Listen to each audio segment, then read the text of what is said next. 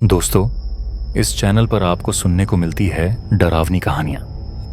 अगर आपको ऐसी ही डरावनी कहानियाँ सुनना पसंद है तो हमारे चैनल को सब्सक्राइब करना ना भूलिए। तो चलिए शुरू करते हैं आज की कहानी। अक्टूबर महीने की एक ठंडी और अंधेरी रात थी। मैं अपनी पुरानी गाड़ी में सवारियों को छोड़कर घर लौट रहा था। टैक्सी ड्राइवर के रूप में दिल्ली की सड़कों पर देर रात तक गाड़ी चलाना मेरी मजबूरी थी। एक रात में जब मैं अपनी सवारी को छोड़ रहा था, उस वक्त हवा में एक अजीब सी ठंडक थी। आसमान बादलों से ढका था और चांद बादलों में कहीं छुपा हुआ था। सड़कें पूरी सुनसान थीं और मेरी गाड़ी की हेडलाइट्स अंधेरे को चीर रही थीं। रेडियो भी बंद चालू हो रहा था, इसलिए मैंने उसे भी बंद कर दिया। मेरी नज़र सड़क पर थी और मैं जल्दी से घर पहुंचना चाहता था। तभी सड़क के बीच में मुझे एक परछाई दिखी। ये कोई इंसान था, एक बूढ़ी महिला जिसके कपड़े पुराने और फटे हुए थे। वो उस सड़क पर खड़ी थी और उसका हाथ मुझे रुकने का इशारा कर रहा था। मेरा मन संदेह से भर गया कि इतनी रात को ये बूढ़ी औरत यहां क्या कर रही है, पर फिर भी मेरे भीतर की इंसानियत ने मुझे गाड़ी रोकने पर मजबूर कर दिया। मैंने गाड़ी धीमी की और खिड़की खोलकर उसकी ओर देखा। उसका चेहरा पीला था और उसकी आंखों में एक अजीब सी चमक थी। होंठ सूखे हुए थे और उसकी मौजूदगी में कुछ असामान्य था। मैंने ये सोचकर गाड़ी का दरवाजा खोला कि शायद उसे मदद की जरूरत है, पर जब वो धीरे धीरे गाड़ी की ओर बढ़ी तो उसकी चाल में कुछ अजीब था, जैसे वो जमीन पर नहीं चल रही हो बल्कि हवा में तैर रही हो। मैंने खुद को समझाया कि मेरी आंखें भ्रम का शिकार हो रही हैं। वो बूढ़ी औरत गाड़ी में बैठी और मैंने गाड़ी चलाना शुरू किया। मैंने उस बूढ़ी औरत की ओर देखा, पर उस बूढ़ी औरत ने मेरी तरफ देखा ही नहीं। उसकी नजर सामने की सड़क पर थी और उसकी सांसें भी भारी थीं। गाड़ी चलाते हुए मैंने महसूस किया कि कुछ तो गड़बड़ है। हवा और ठंडी हो गई थी। मैंने गाड़ी के मिरर में देखा तो उसकी आंखें अब काली और गहरी थीं, जैसे आंखों के नीचे दो गड्ढे हों।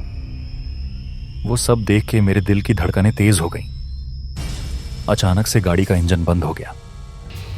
मैं बार बार गाड़ी स्टार्ट करने की कोशिश करा रहा था, लेकिन गाड़ी स्टार्ट ही नहीं हुई। मेरे माथे से पसीना निकलने लगा।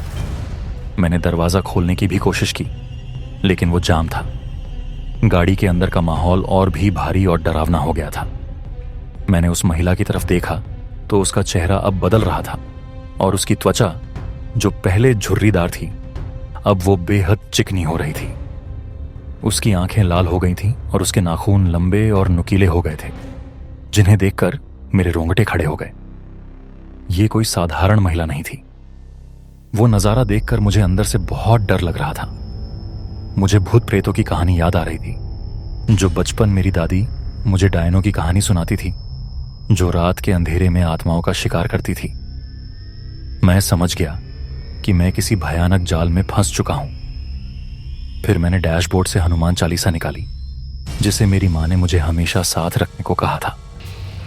मेरे हाथ कांप रहे थे, लेकिन मैंने जोर जोर से हनुमान चालीसा पढ़ना शुरू किया।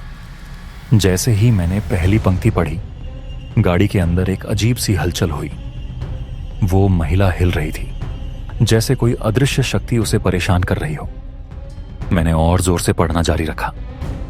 अचानक ही गाड़ी का इंजन फिर से चालू हो गया। मैंने स्टीयरिंग व्हील को कसकर पकड़ा और गाड़ी को तेजी से भगाया। मैंने गाड़ी को एक सुनसान रास्ते की ओर मोड़ा, जहां मुझे एक पुराना हनुमान मंदिर याद था। वो मंदिर मेरी एकमात्र उम्मीद थी। गाड़ी की खिड़कियों पर खरोच के निशान पड़ रहे थे, जैसे कोई उन पर नाखून चला रहा हो। मैंने मिरर में देखा तो वो अभी भी पीछे की सीट पर थी और उसका चेहरा अब और भी डरावना हो गया था। उसकी आंखें खून की तरह लाल थीं और उसके दांत नुकीले और भयानक दिख रहे थे। मेरे पूरे शरीर में कपकपी फैल रही थी, लेकिन मैंने हनुमान चालीसा पढ़ना नहीं रोका। किसी तरह मैं मंदिर के सामने पहुंचा तो मैंने गाड़ी रोकी और बाहर की ओर भागा। मंदिर का दरवाजा खुला हुआ था और अंदर एक पुजारी भी खड़े थे। उनकी शांति भरी मुद्रा ने मुझे थोड़ा साहस दिया। मैं मंदिर के अंदर दौड़ा और हनुमान जी की मूर्ति के सामने बैठ गया। मैंने ताबीज को कसकर पकड़ा और प्रार्थना करने लगा। वो महिला मंदिर के दरवाजे तक आई, लेकिन वो अंदर ना आ सकी। उसकी मौजूदगी धीरे धीरे कमजोर पड़ रही थी। फिर मैंने देखा कि उसका शरीर धुएं में बदल रहा था और कुछ ही पलों में वो गायब हो गई। दोस्तों, उस रात के बाद मेरी जिंदगी बदल गई। मैंने पुजारी जी से एक ताबीज लिया जिसे मैंने अपने गले में पहन लिया, लेकिन वो डर मेरे साथ रहा। हर रात मुझे अजीब अजीब सपने आते थे। मैं देखता कि वो डायन मेरे घर के बाहर खड़ी है या मेरी गाड़ी में बैठी है। मैंने अपने दोस्तों को ये बात बताने की भी कोशिश की, लेकिन कोई मेरी बात पर यकीन नहीं करता। वे सोचते थे कि मैं थकान या तनाव की वजह से भ्रम में हूं, लेकिन मुझे सच मालूम था, वो डायन अभी भी मेरे पीछे थी। एक रात जब मैं देर रात घर लौट रहा था तो मुझे फिर से सड़क पर वहीं परछाई दिखी, पर इस बार मैंने गाड़ी नहीं रोकी। मैंने गाड़ी को तेजी से भगाया, लेकिन वो मेरे सामने अचानक ही प्रकट हो गई, जिस वजह से मैंने ब्रेक लगाया और गाड़ी रुक गई। उसका चेहरा पूरी तरह से भयानक था और तभी मैंने ताबीज को कसकर पकड़ा और हनुमान चालीसा पढ़ना शुरू कर दिया। जैसे जैसे मैं उसे पढ़ता गया, उसकी मौजूदगी फिर से कमजोर पड़ने लगी और उसका शरीर फिर से धूल में बदल गया। वो कुछ ही देर बाद फिर से गायब हो गई। अगले दिन मैं फिर से मंदिर गया तो वहां मुझे एक पुरानी किताब मिली जिसमें उस इलाके की प्राचीन कहानियां लिखी थीं। उसमें एक डायन का जिक्र था जो सैकड़ों सालों से लोगों की आत्माओं का शिकार करती थी। वो कमजोर इरादे वाले लोगों को अपने जाल में फंसाती थी और उनकी जिंदगी छीन लेती थी। पर मेरी श्रद्धा और हनुमान चालीसा ने मुझे बचा लिया था।